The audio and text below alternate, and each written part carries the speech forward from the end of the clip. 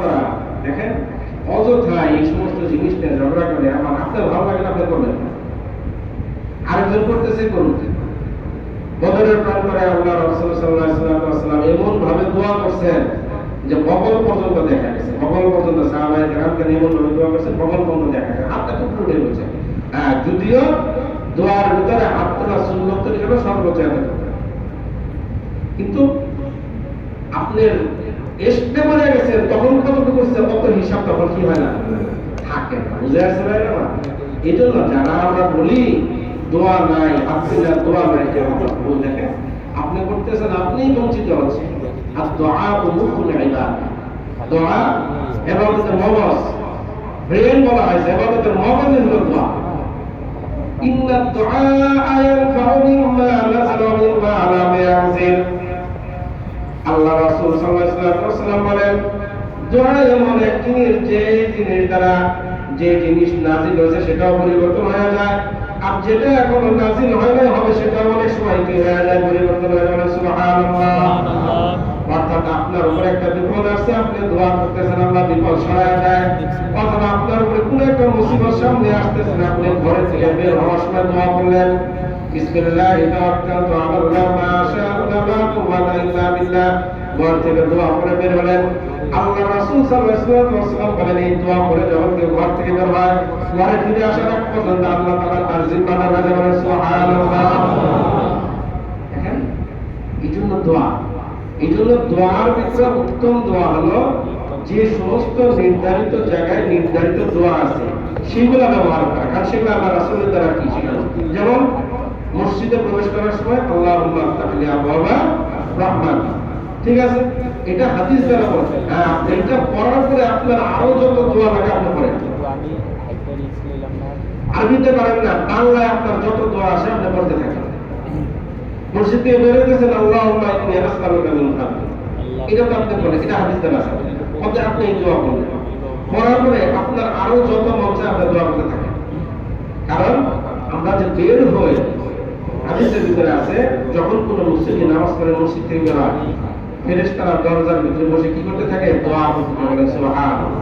কারণ আমাদের চক্ষু দিয়ে আমরা দেখি না, আমরা বাইরে হলে হুকির দেখি, এই জন্য আমরা মনে করি কোনো ফেরেশতা, বুঝে আসছে? সমস্যা হয়ে যায়, আমাদের চোখ দিয়ে আমরা কি দেখি, খালি হুকির দেখি, এর দিকে ফেরেশতা যাচ্ছে যাওয়ার কিছু না। ফেরেশতা দুনিয়াতে দেখার বিষয়, এটা যারা দেখা তারা দেখছে, যারা দেখা তারা দেখছে, বুঝে আসছে? বাথরুমকে বলা হয়েছে বাথরুম, কষ্ট হইতেছে, কষ্ট নিয়ে শেষ করে দিই। হ্যাঁ, বাথরুমের ভিতরে প্রবেশ করতেছি, আল্লাহ রাসূলের হাদিস দ্বারা সাবিত, আল্লাহুম্মা ইন্নী আউযু বিকা মিনাল খুবুসি ওয়াল খাবাথ। কারণ জিনের, এই যে পুরাতন ঢাকা জিনের সমস্যা খুব বেশি, কারণ আগেকার ঢাকা তো এটা, পুরাতন ঢাকা তো এটা নদীর পাড়ে ছিল, জিনেরা এখানে এলাকা দিয়ে বসবাস করে খুব বেশি পরিমাণে, পুরাতন পুরাতন ভবন আছে, হ্যাঁ খুব বেশি।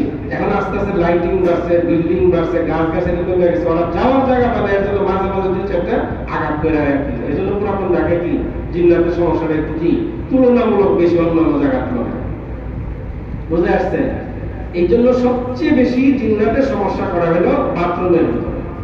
এই জন্য বাথরুমে আমরা যখন প্রবেশ করবো আল্লাহ রাসূলের সুন্নাত মেনে পা পা দিয়ে দোয়া করে, যে নির্ধারিত দোয়া আছে সেটা করে আমরা কি করব, প্রবেশ করব। তবে দোয়াটা কখন করব?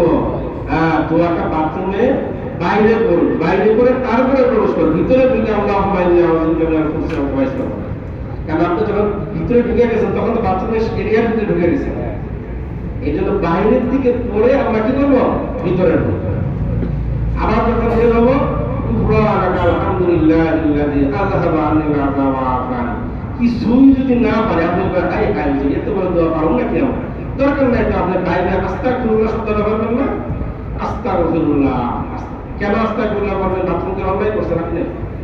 হ্যাঁ, বিষয়টা এটা না, বিষয়টা হলো আপনি যে 2-4-10 মিনিট বাথরুমে সময় কাটাইলেন, এই 10 মিনিট আপনি অন্য অন্য নেক আমল করতে পারেন না, নেক আমল যে করতে পারেন এই সময়টা যে আপনার কি হলো, বেকার গেল। এই জন্য আপনি বাহির হয়ে আসা কি করে আস্তাগফিরুল্লাহ আস্তাগফিরুল্লাহ। কারণ হাদিসে আছে বান্দা জান্নাতে যাওয়ার পরে একটা সৃষ্টি করবে, সেটা হলো যখন দেখবেন কি আমার থেকে বেশি আমল করে বেশি মর্যাদাপূর্ণ জান্নাত পাইছে, হ্যাঁ বাংলা পৃথিবীতে তো আছে ভিআইপি, সিআইপি, ভিভিআইপি আছে না, এরকম জান্নাতেরও কি থাকবে, স্তর থাকবে।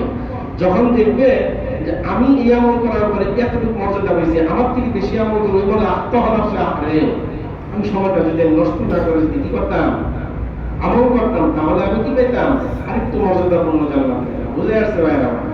এই জন্য এইভাবে আমরা আস্তে আস্তে আমলি জিন্দেগি গঠন করার চেষ্টা করবো, করবো তো ইনশাআল্লাহ। এর জন্য কোথাও কাজ হলে আমাকে আপনাকে কি করতে হবে, তওবা করতে হবে। কি করতে হবে? তওবা করতে হবে। এখন এই তওবাটা কখন করব?